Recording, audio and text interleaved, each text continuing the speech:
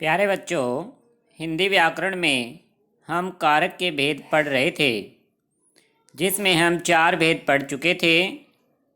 कर्ता कारक, कर्म कारक, करण कारक और संप्रदान कारक। नंबर 5 भेद है बच्चों, अपादान कारक। अपादान का विभक्ति चिन्ह है से, कि अपादान से, और इस से का अर्थ बच्चों अलग होना। तो अलग होने से ही आपको याद रखना है कि अपादान कारक में एक वस्तु दूसरी से अलग हो जाएगी। संज्ञा सर्वनाम के जिस रूप से अलगाव, अलगाव यानी अलग होना, दूरी बताना, तुलना करना, डरने तथा लज्जाने आदि का भाव पता चले, उसे अपादान कारक कहते हैं। मुख्य बात क्या है बच्चों अपादान कारक में? अलग होने वाली, कि अलग होने का भाव पैदा होता है। जैसे पेड़ से फल गिर रहे हैं, तो जो फल हैं बच्चों वो पेड़ से अलग हो रहे हैं। इसका विभक्ति चिन्ह से अलग होने से भाव पैदा कर प्रकट करता है। जैसे पेड़ से कोई चीज़ अलग हो रही है, तो इस वाक्य में पेड़ अपादान कारक है। दूसरा क्या है कि डरने का भी भाव पैदा हो सकता है। जैसे रिद्धिमा शेर से डर गई, तो किससे डरने का भाव पैदा हुआ? शेर से। तो शेर यहाँ पर अपादान कारक है। लेकिन मुख्य क्या याद रखना बच्चों, अलग होने का भाव प्रकट हो तो वहाँ पर अपादान कारक होता है। अब यही विभक्ति चिन्ह बच्चों से हमने करण कारक में भी पढ़ी थी, क्योंकि करण कारक का चिन्ह भी से है। लेकिन वहाँ से का मतलब क्या होता है? साधन, कि रोहित बस से स्कूल जाता है। यहाँ क्रिया का साधन है बस, तो बस यहाँ पर करण कारक है। तो इसलिए आपको अंतर भी याद रखना है कि करण कारक और अपादान कारक में अंतर है। करण कारक में से का अर्थ क्या था? साधन। करण का अर्थ क्या है? साधन। और अपादान कारक में से का अर्थ क्या है? अलग होना। नंबर 6 भेद बच्चों संबंध कारक। नाम से पता चलता है बच्चों संबंध का बोध होगा। इसके विभक्ति चिन्ह है का, की। शब्द के जिस रूप से दो संज्ञाओं अथवा सर्वनामों के आपसी संबंध का पता चले, यानी दो शब्दों में संबंध का पता चले, वे संबंध कारक कहलाते हैं। इसके विभक्ति चिन्ह का, की, के आदि हैं, क्योंकि ये संबंध बताने वाले चिन्ह हैं। जैसे रिदम का घर बहुत सुंदर है, तो रिदम और घर में संबंध है, कि रिदम का घर है, तो रिदम यहाँ पर संबंध कारक हुआ। रिया की साइकिल उसका भाई चला रहा है, तो रिया में और साइकिल में संबंध बताया कि शब्द ने, की विभक्ति चिन्ह ने, तो रिया यहाँ पर संबंध कारक है। तो वाक्य के पहला शब्द बच्चों जरूरी नहीं कर्ता कारक ही हो, ये ध्यान रखना है कि विभक्ति चिन्ह कौन सा आया है। तो का, के, की आने पर संबंध कारक बनता है। नंबर 7 अधिकरण कारक।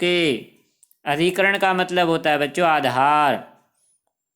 इसके विभक्ति चिन्ह है में और पर, कि संज्ञा के जिस रूप से क्रिया के होने के स्थान व आधार का पता चले, उसे अधिकरण कारक कहते हैं।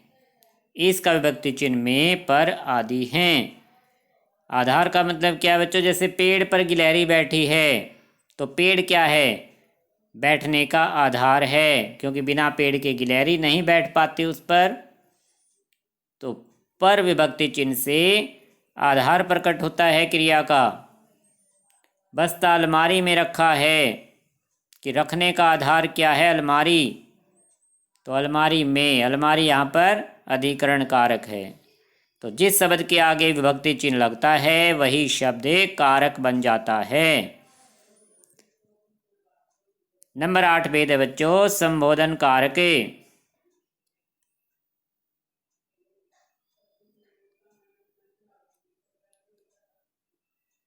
संबोधन का विभक्ति चिन्ह है हे, अरे, ओ। संबोधन यानी पुकारना, बुलाना। संबोधन कारक का संबंध वाक्य की क्रिया से नहीं होता। इसका प्रयोग किसी को संबोधित करने के लिए किया जाता है, यानी किसी को पुकारने के लिए या बुलाने के लिए। इस कारक के विभक्ति चिन्ह हे, अरे, ओ आदि हैं। जैसे हे भगवान, कि भगवान को पुकारा गया है, तो भगवान यहाँ पर संबोधन कारक है। अरे, आपने तो कुछ खाया ही नहीं, तो अरे यहाँ पर संबोधन कारक है। संबोधन कारक के आगे बच्चों संबोधन चिन्ह आप देख सकते हैं, पूर्ण विराम और इसके नीचे बिंदी लगती है, तो इसे संबोधन चिन्ह कहते हैं। तो जिस शब्द के आगे यह लगा होगा वह संबोधन कारक कहलाता है। तो इस तरह से बच्चों ये कारक के कुल 8 भेद हुए। इन्हें आपको अच्छे से आज रिवाइज कर लेना है।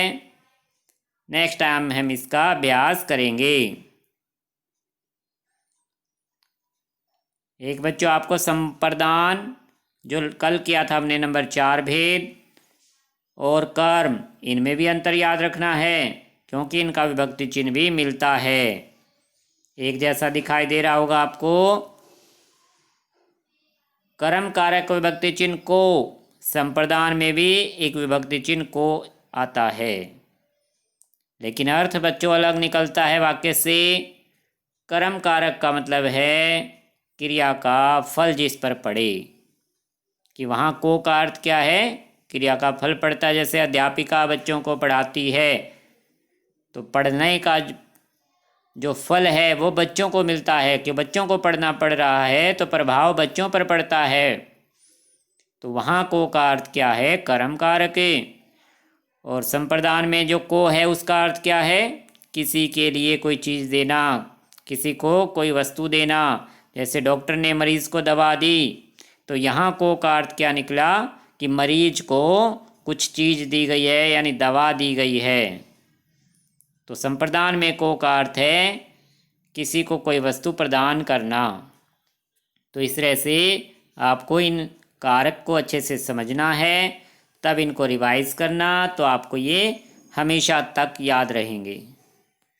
अच्छा बच्चों, अगली बार हम इस पाठ का अभ्यास करेंगे। धन्यवाद।